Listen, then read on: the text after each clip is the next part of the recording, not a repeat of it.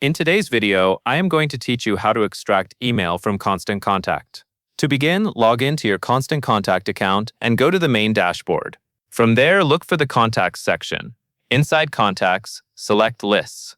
This is where your saved contact groups are organized, and it is the area you will use to export the email data you need.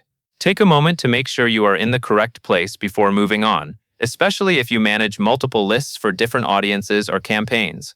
Once you are in the Lists area, choose the specific list you want to export. This step is important because Constant Contact lets you keep contacts separated by category, purpose, or campaign.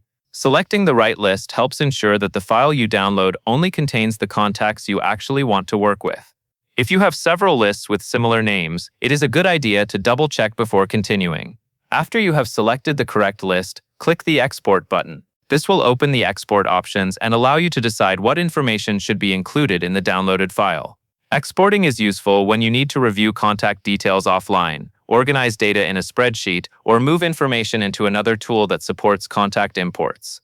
Next, select the specific contact fields you want to include in the export. For example, you may want to include the email address field, along with first name and last name. Choosing only the fields you need can make the file cleaner and easier to use later.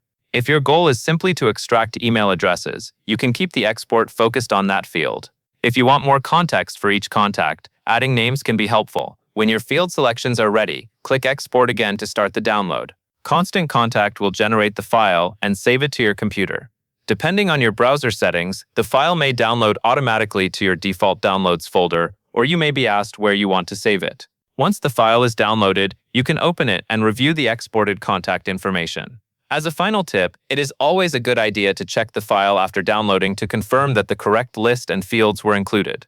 This can save time if you plan to use the data right away. That covers everything you need to know.